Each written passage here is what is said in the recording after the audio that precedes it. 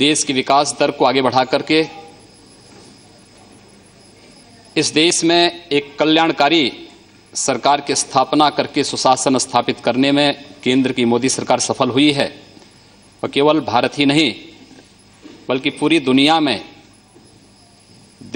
दुनिया के लोकतंत्र के लिए और लोकतांत्रिक व्यवस्था के अंतर्गत शासित होने वाले उन सभी देशों के लिए एक आदर्श बना है। और यही कारण है कि दुनिया में अब कहीं भी जहां चुनाव हो रहे हैं तो वहां पर एक आइकॉन के रूप में देश के प्रधानमंत्री श्री नरेंद्र मोदी जी को लोग सामने रखते हैं। विकास का ढांचा कैसे होना चाहिए लोग भारत से देखना और समझना चाहते हैं। एक अत्यंत विपरीत परिस्थितियां थीं 2014 में इस सरकार के सामने, जब राजकीय घाटा जो सकल घरेलू उत्पाद का था वह 8.9% और राजस्व घाटा जो सकल घरेलू उत्पाद का 2.8% पर पहुंच चुका था। मुद्रास्फीति की दर 11.2% और सकल घरेलू उत्पाद का जो चालू खाता था वो 4.6% तक पहुंच चुका था। उन स्थितियों में सत्ता संभाली थी देश के यशस्वी प्रधानमंत्री के रूप में श्री नरेंद्र मोदी जी ने। और पिछले 3 वर्ष के दौरान इस सरकार ने देश के विकास दर को 8 से 8.5% तक ले जाने में सफलता प्राप्त की है। यह दुनिया के लिए कौतूहल और आश्चर्य का विषय है। विमुद्रीकरण की घटना पर दुनिया ये देखना चाहती थी कि आखिर इसके परिणाम क्या होंगे। उसके बावजूद देश की विकास दर 7.9% से ऊपर जा रही है। यह भारत जैसे उभरती हुई अर्थव्यवस्था दुनिया में आश्चर्य और कौतूहल का विषय है। और इस दृष्टि से मैं अभिनंदन करता हूं माननीय वित्त मंत्री जी का कि जिन्होंने सफलतापूर्वक देश की अर्थव्यवस्था में एक नई जान फूंकी है। और यही नहीं, इस दौरान जितने भी कल्याणकारी योजनाएं घोषित हुई, मैं खास तौर पर कहना चाहता हूं उन मुद्दों पर जो लोग इससे पहले कहते थे।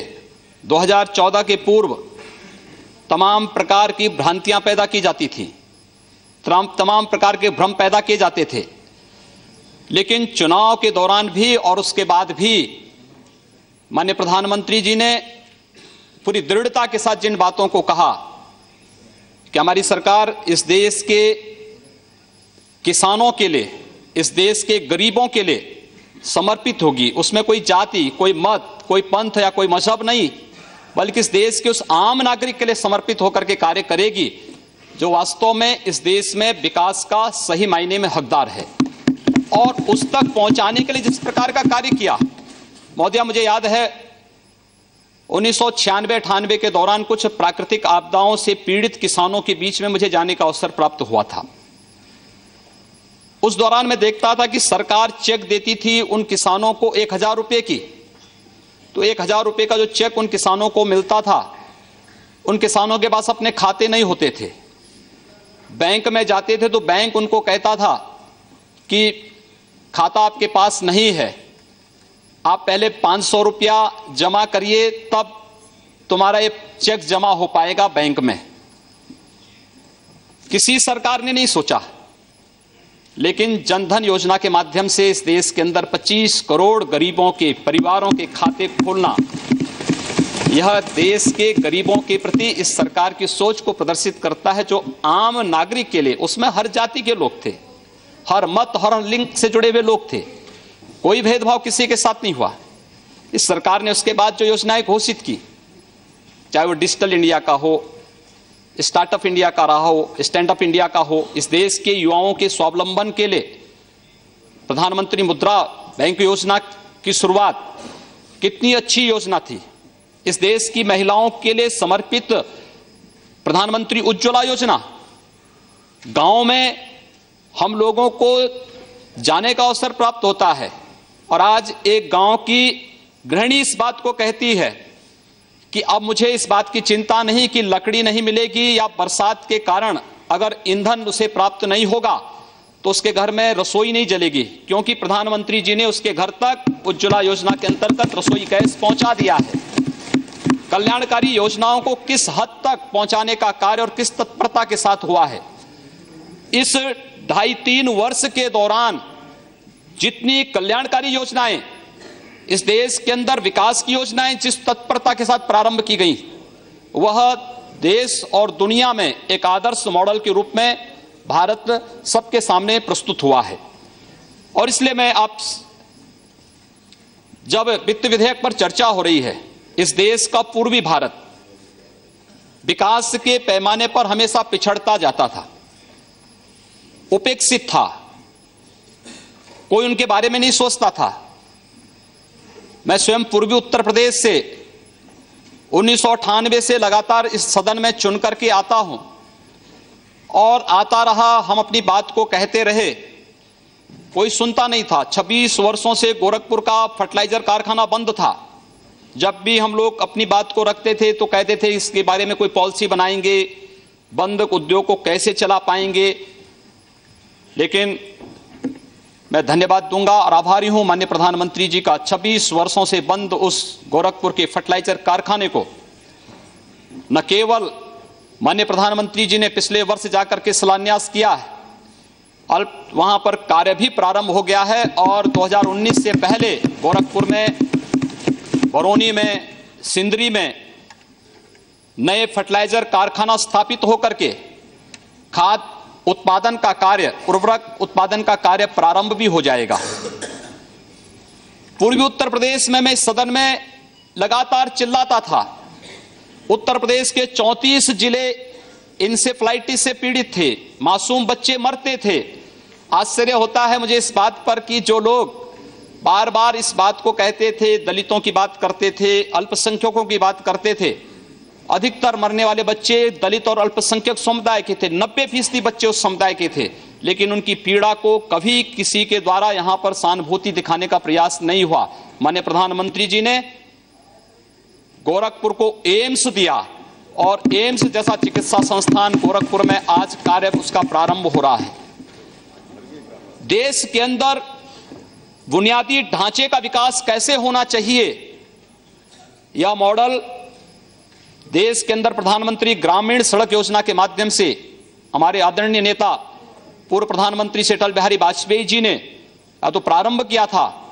इस देश के अंदर अंतर्राष्ट्रीय मानक के 4 लेन और 6 लेन के एक्सप्रेसवे बन सकते हैं, यह मॉडल उन्होंने इस देश को दिया। और आज जिस तेजी के साथ इस देश के अंदर कार्य प्रारंभ हुआ है, वह मुझे लगता है कि विकास का एक अद्भुत ढांचा जो भारत को दुनिया की एक महाशक्ति के रूप में स्थापित करने में महत्वपूर्ण भूमिका का निर्वाह कर सकता है। महोदय, मैं आभारी हूं कि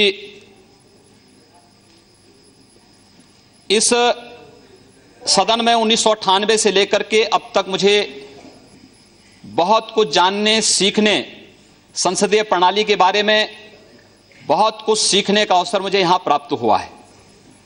और उत्तर प्रदेश के बारे में, आज उत्तर प्रदेश का दायित्व मेरी पार्टी ने मुझे सौंपा है और मैं उत्तर प्रदेश में सेवा के लिए अपनी सेवाएं वहां प्रदान करने के लिए जा रहा हूं। लेकिन मुझे बड़े दुख के साथ कहना पड़ता है कि 2.5 वर्ष में 2.5 लाख करोड़ रुपए केंद्र की मोदी सरकार ने उत्तर प्रदेश को दिए, लेकिन इस दौरान मात्र 78,000 करोड़ रुपए ही उत्तर प्रदेश के अंदर व्यय हो पाए हैं, क्योंकि उनका कोई विकास का ढांचा नहीं था। और मुझे लगता है कि ये जो स्थितियां हैं उत्तर प्रदेश के अंदर, मिला जनादेश स्वतः उन लोगों को जिन लोगों ने विकास और लोक कल्याणकारी योजनाओं पर हमेशा प्रश्न चिन्ह लगाने का प्रयास किया है, उन लोगों पर एक तमाचा भी है। उत्तर प्रदेश का जनादेश इस बात को साबित करता है। मैं केवल अनुरोध करना चाहूंगा महोदय आप सबसे कि उत्तर प्रदेश के अंदर विकास का एक नया ढांचा सबका साथ और सबके विकास की तर्ज पर अपने नेता आदरणीय प्रधानमंत्री श्री नरेंद्र मोदी जी के मार्गदर्शन में उत्तर प्रदेश के अंदर उत्तर प्रदेश की नई सरकार स्थापित करेगी। हम हर जाति, हर वर्ग और उत्तर प्रदेश के प्रत्येक नागरिक के विकास के लिए और उत्तर प्रदेश के प्रत्येक क्षेत्र के विकास के लिए हम लोग संकल्पित होकर के कार्य करेंगे। जो धनराशि अब तक खर्च नहीं हो पाई है, किन कारणों से खर्च नहीं हो पाई है, इन पर हम लोग प्रभावी ढंग से कार्य करने के दृष्टि से आज यहां पर उपस्थित हुए हैं। मैं केवल कहना चाहूंगा, मोदिया, मुझे जब मैं पहली बार इस सदन में चुन करके आया था, उस समय जब मेरी उम्र उस समय मात्र 26 वर्ष की थी, मैं बहुत पतला था। जब मैं यहां आता था तो अभी भी कोई बहुत मोटे नहीं है, अभी ठीक वैसा वजन बढ़ा। उस समय गोरखपुर की स्थिति ऐसी थी कि जब मुझे यहां पर उस समय के उर्वरक और रसायन मंत्री श्री सुरजीत सिंह बरनाला जी ने जब मुझे देखा तो मैं गोरखपुर खाद कारखाने के बारे में उनसे चर्चा करने के लिए गया तो मुझे आधा घंटा घूरते रहे, देखते रहे। उन्होंने कहा, आप गोरखपुर से चुन के आए हैं? मैंने कहा जी हाँ। कहा गोरखपुर से? मैंने कहा हाँ। तीसरी बार उन्होंने फिर पूछा, कहा गोरखपुर से ही? मैंने कहा हाँ, गोरखपुर उत्तर प्रदेश से। तो मैंने कहा, आप सरदार जी ऐसा क्यों पूछ रहे हैं? उन्होंने कहा, इसलिए क्योंकि मैं एक बार गोरखपुर गया था एक चुनावी सभा को करने के लिए, लेकिन दोनों ओर से बम चलने लगे, मैं भाग गया, तब से मैं गोरखपुर दोबारा नहीं गया। ये छवि थी गोरखपुर की। मुझे बहुत धक्का लगा इस बात को सुनकर के कि हमारे शहर के बारे में, हमारे जिले के बारे में लोग इस प्रकार की बातें करते हैं। मैं गोरखपुर गया, मैंने गोरखपुर के सभी व्यापारिक संगठनों को, सांस्कृतिक और सामाजिक संगठनों को बिठाया। मैंने कहा भी बाहर हमारे बारे में इस प्रकार का संदेश है, हमें सामूहिक रूप से इस लड़ाई को लड़नी है। सरकार कोई भी हो वह चलती रहे, लेकिन इस समाज की समस्या है, हम इसका समाधान यहां मिल बैठ करके करें। और मोदिया, मैं विश्वास के साथ कह सकता हूं कि पिछले 15 वर्षों में उत्तर प्रदेश के बारे में आज जो बातें, जो गोरखपुर के बारे में 1998 में मुझे सुनने को मिलती थी, आज उत्तर प्रदेश के बारे में पूरे देश के अंदर उस प्रकार की चर्चाएं होती थी। लेकिन मैं कह सकता हूं कि इन 15 वर्षों में हम लोगों ने गोरखपुर में एक भी व्यापारी को गुंडा टैक्स नहीं देने दिया, एक भी व्यापारी का, किसी भी चिकित्सक का अपहरण नहीं करने दिया, कहीं हमने किसी को अराजकता नहीं फैलाने दी। 5 वर्ष में उत्तर प्रदेश के अंदर 403 दंगे हुए, हमारे पूर्वी उत्तर प्रदेश में एक भी दंगा नहीं हुआ है। और हम फिर कह सकते हैं कि अब उत्तर प्रदेश में भी इस प्रकार की स्थिति हम लोग स्थापित करने में सफल होंगे, कोई संदेह इसमें किसी को नहीं होना चाहिए। और मैं इस बात को और भी पुरजोर तरीके से इसलिए कहना चाहूंगा, लोग मेरी उम्र के बारे में कह सकते हैं, मैं आदरणीय राहुल जी से 1 वर्ष छोटा हूं। खड़के जी, राहुल जी यहां पर सदन में नहीं हैं, मैं उनसे 1 वर्ष छोटा हूं उम्र में। और मुलायम सिंह जी की पार्टी के कोई यहां नहीं हैं, अखिलेश यादव से 1 वर्ष बड़ा हूं। एक जो दोनों की जोड़ी के बीच में मैं जो आ गया, मुझे लगता है कि यह आपकी विफलता का एक बड़ा कारण हो सकता है। लेकिन मैं आप सबको आमंत्रित करूंगा, आप सबका प्यार और स्नेह। आप बोल सकते हैं। अरे क्यों? अरे मेरा नाम ना, आप बोले ना। बोलिए। अब इसीलिए वो राहुल जी 1 साल उनसे बड़े हैं, अखिलेश जी उनसे 1 साल छोटे हैं, उनके दोनों के बीच में वो है। लेकिन अब आप एक बार आप अधिकार में आए हैं, वहाँ के चीफ मिनिस्टर बने हैं, आपको बधाई देता हूँ।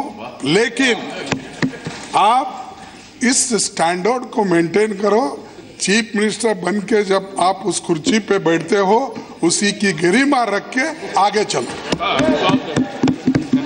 मैं उसी की गरिमा की बात करने के लिए आया हूं। आपसे बड़े हैं इसलिए अच्छा आशीर्वाद दिया है, जी समझ लो। अध्यक्ष महोदय, मैं आप सबको इस बात, आप लोगों ने मुझे बड़ा स्नेह दिया है और मैंने शुरू में ही कहा कि मैंने बहुत कुछ सीखा है इस सदन से। वास्तव में एक सामान्य शिष्टाचार और मैनर क्या होता है संसद में सीखा जा सकता है। हम लोग, जब मैं पहली बार चुना गया था सांसद, तो मैं इस बात के लिए थोड़ा अंदर से संकित था कि पता नहीं कैसा व्यवहार होता है। लेकिन जैसे ही हम लोग संसद परिसर में प्रवेश किए, यहाँ के एक एक कर्मचारी का जो सद्व्यवहार था, जो शिष्टाचार था, और वह केवल सदन में हम लोग यहाँ पर बहुत बार वह देखने लायक है, उस समाज को बताने लायक है, क्योंकि बाहर हमारे बारे में बड़ी भ्रांत धारणाएं पैदा की जाती हैं। सदन के अंदर जो शोरगुल होता है, मानते हैं लोकतांत्रिक प्रक्रिया का एक हिस्सा हो सकता है।